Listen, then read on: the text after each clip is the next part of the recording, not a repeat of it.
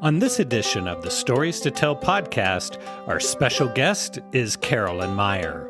I found our conversation to be truly inspiring as she talks about reinventing herself in her 80s and how that has resulted in her performing in solo shows and telling stories around the world in front of live audiences. And it all started with walking into an improv class in Albuquerque. Well, it wasn't a decision. It was sort of an evolution. I have a loft in a downtown building, and on the ground floor is a little black box theater where they were doing improv. And I remember improv from the 1950s, Mike Nichols and Elaine May, and I always thought it was a fascinating process. Well, so I started going downstairs to attend these performances, and all these young people up on stage doing crazy stuff. And then they announced that they were going to have classes, and I thought, I think I'll sign up and take a class.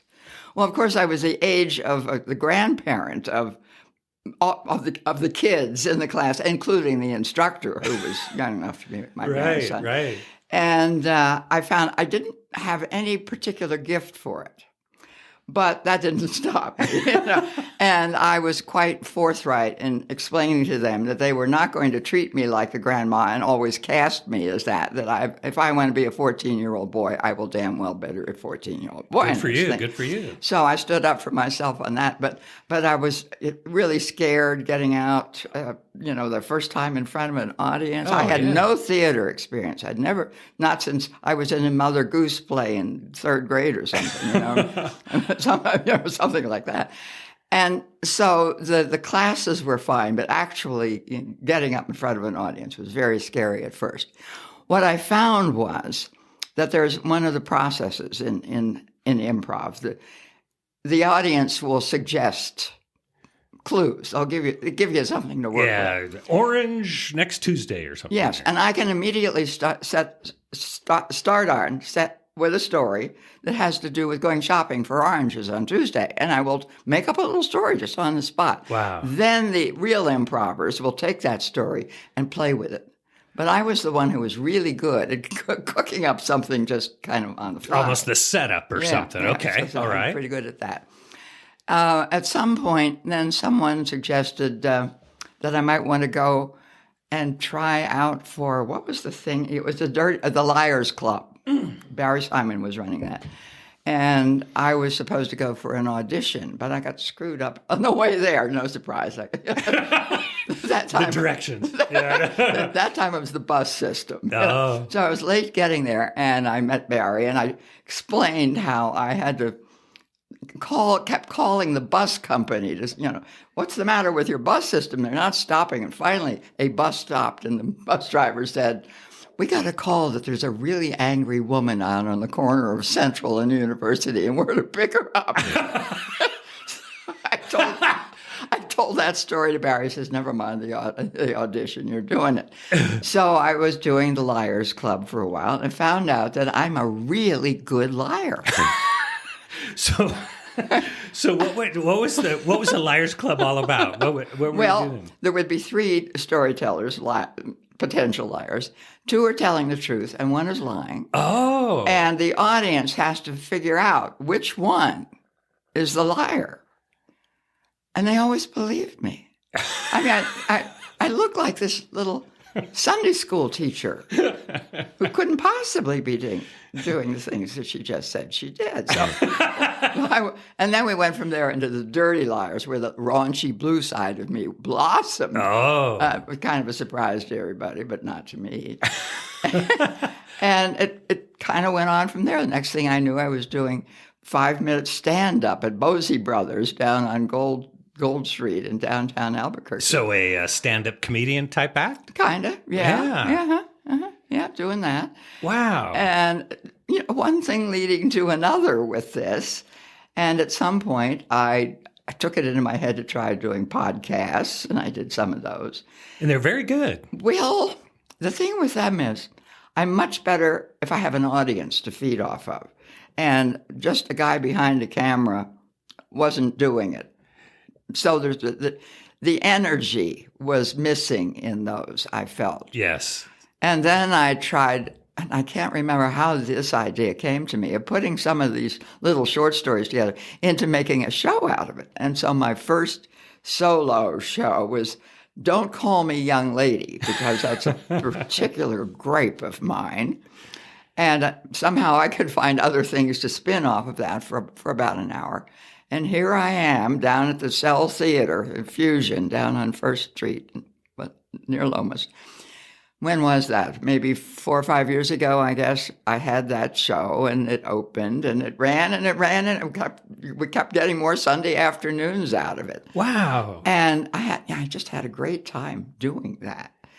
Then, okay, I think I'm onto something here. Let's try something else. So I did another show, The Old White Lady Tells It, The Making and Unmaking of a Racist.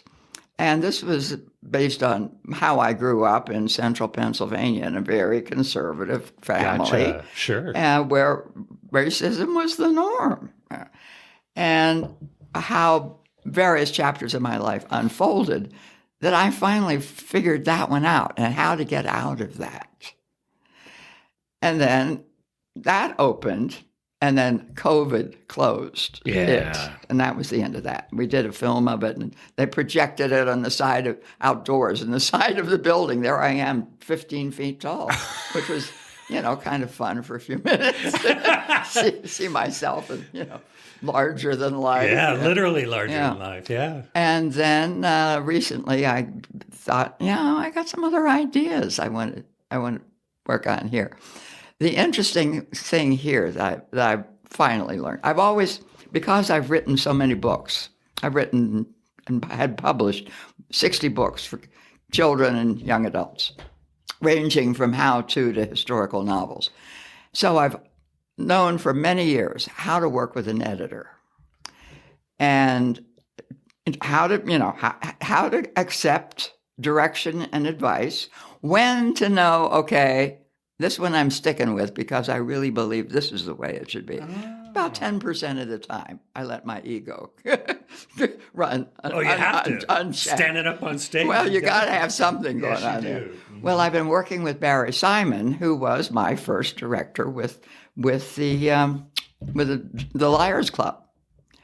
Barry has a great deal of experience in theater and in film. And he and I, somehow or other, know just how to work together. And I remember a few months ago, I called him. I said, I got a new show here. And he said, okay. I said, do you want to read it? He said, no, I want you to read it to me. And I'll take notes. So he comes over to my place, and I read him this thing. And he hasn't written a single note. And I'm a little suspicious about this. And finally, we get to the end of it, and he said, I don't think you know what your story is here. Start over. That was, I think, in November. Maybe the first 10 minutes are good, but you need to do a lot of work on the rest of it, which, of course, is not what I want to hear. I was going to say, how did that hit you? Well, in the pit of the stomach, of course, but I trust him. I trust him. Mm-hmm. And so I started over again. I think I am now on draft number 12, and we're opening in 2 weeks. Oh. If he changes it again, I may say no. Oh. I think we have to be there now. But working with someone like that, whom you respect, and being able to accept what he's telling you and work with that, it's very important. Yeah, and I think you hit on the right term there, where you trust. Yeah. Because yes, you're putting. I imagine this when you originally sat down with him and says, "Hey, I got another one. Here's my story," and he wasn't reacting, and you had probably thought about this for a very long time. Yes. It's not like you're telling somebody else's story. I'm sure this is your own. Exactly. And then he's sitting there saying, "Yeah, I don't think so." Yeah. That would be hard. Yeah, and he doesn't go out of his way to be diplomatic either. Oh. He just tells it straight. Yeah, which is really interesting. So, well, what is with 12 weeks to go? You said Oh, no, 2. 2 weeks to go. 2 weeks. Oh, my yeah, goodness. yeah. Do you have the name defined for it? Oh, yes. Okay. We went through multiple names I for bet. it. And the name is Motherhood. What a bitch. Naturally, it's going to be playing on Mother's Day. You'll have them lined up around the block. I hope so. Oh, my gosh. It opens 2 weeks before that, so it's April 28th, May 5th with the Cinco de Mayo, but I don't have a particular connection with that. And then a Mother's Day. Okay. You Come and hit me bring right your mom. between the eyes with that title of that, which is awesome. My children are kind of amazed by all of this too. Ma, what are you doing? I bet. Have they come to see any of your shows? My oldest son is coming on Mother's Day to see it. He has a fairly unflattering part in it. Oh, is that right? Well, it's the time he got his mother stoned. We'll talk about that another time, perhaps. Oh. Does he know he's got a small... No. He doesn't? No, well, he knows he got his mother stoned, but he doesn't know that's going to be one of the stories. Oh, I love that. Wow. When you're on stage, are you going to be looking for him when that segment of your show comes up? Are you going to be looking for him in the audience, or are you going to purposely look away? Or see if he's sneaking out. Yeah, exactly. So before we leave that, so we have the name, and where's it going to be again? At Fusion, the Cell. That's first in Lomas, just south of Lomas. And it opens on April 28th. That's a Sunday afternoon at 3 o'clock. Wow. Good for you. I wish you all the best with it. I bet it's just going to be a home run. You have such an infectious personality, and just in the short time that we've had a chance to sit down here and get to know each other, you're nothing but fun stories. You just come out with it. So I imagine a show is going to be amazing. Well, I hope so. I really found this, and this was a new discovery for me, because I was always a very shy kid, and my mother was, she was beautiful and popular and everything that I was not, and that, of course, that's one of the issues that I deal with in this show. But how I then became who I am and discovered that I like being in front of an audience. And how that's a problem, and I think so many people can relate to, is really, I think, discovering who you are. Because it sounds like when you were growing up that perhaps you're not. You've almost reinvented yourself. I think you've used that term when I was listening to some of your shows, how as you got older in life, you went through that. What allowed you to do that? I think probably some outside events that propelled that. When my husband died, I'd been married to him for 30 years, and he died in 2015. And that's when I first went downstairs, started going downstairs to the box and hanging out and watching the improv, getting involved in the improv, and that evolves into doing stand-up and storytelling. And all this is brand new. I haven't written any more books since then. I've just been doing this stuff. It's totally different. That's amazing. Well, I like to say I got my start when I was writing books for young people, and I would be invited to do school visits and go, especially middle school. That was a particular target audience for many of my books. And I get all these seventh graders and put them in an auditorium or a gymnasium or something, and I'm supposed to talk about books. If I can keep a bunch of seventh grade boys actually paying attention to me, I must have some small gift here. Right. And a couple of times, these boys would come up to me afterwards and say, "You ought to be a comedian." Oh. And of course, at the time, I thought, bosh. Right. What do you know? But they saw something in me that I didn't see in myself yet. The Moth is a very popular live storytelling event and podcast that takes place around the world. Ever wonder what it would be like to perform in front of so many people? one of the great things that happened is the Moths. Do you know about the Moths? They're on public radio. Yes. Yeah. Well, the Moth was in Albuquerque some years ago. Oh, I love the Moth show. It's a wonderful podcast. Yeah, they do. And they were in Albuquerque, and I submitted a pitch, and they ignored me. Oh. Boo, boo. Yeah. Well, how long ago? I can't remember how long ago that was. Maybe 4 or 5 years ago. I get a call from them saying, "We just looked over your pitch line, and we'd like to work with you." Oh, okay. Oh, I bet. So we started. They assigned me one of their people who's a producer or somebody who works. Well, lovely woman. And so we worked on this. And boy, you better be able to take directions and suggestions. That's what I understand. Because they are extremely picky. And there is, I won't say there's a formula, but there's an arc to be followed. And, it is not just a casual anecdote. It's got to have a point. It's got to make this, You're almost taking the audience on a bit of a journey or something. Yeah. And so this went on, and I worked with her. And I'm not being scheduled for any storytelling until one day, well, I know it was, I think it was my 86th birthday was coming on.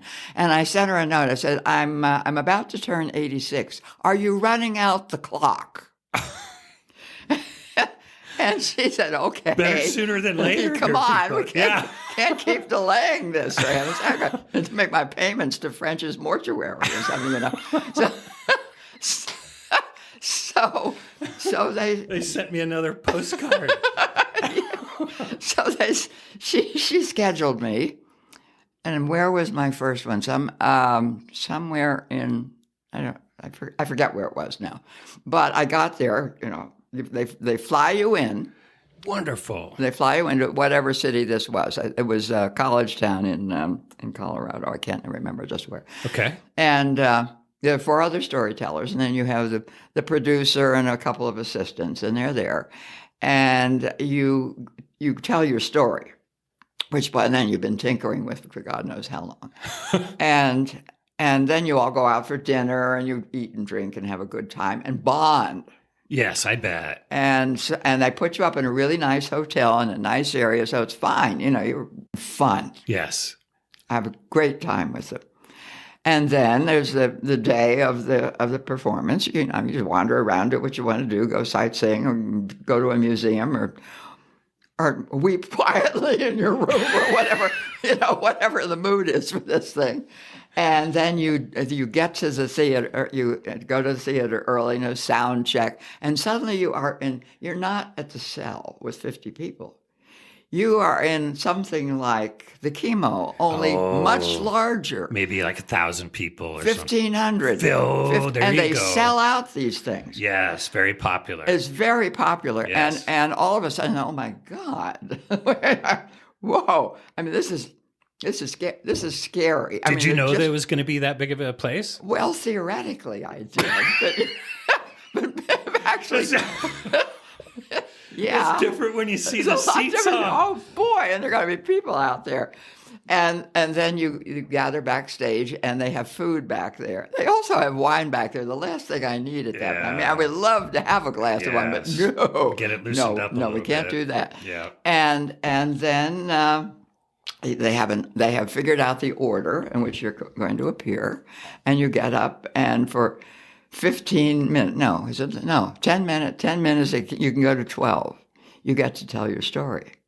And my trouble is controlling my knees. They tend to shake a lot during it. It was scary. The mic is, you can't get away from the mic. I would love to be able to wander around. Got to keep it right. But you have to keep it right there. Yes, yes. Well, the thing is, and the lights go down, so you can't see people out there, but you can hear them. And it's almost like a living, breathing body out there. Wow. And then they start to respond. And then the blood really rushes. And it is a tremendous rush. They have started putting me on first on the program.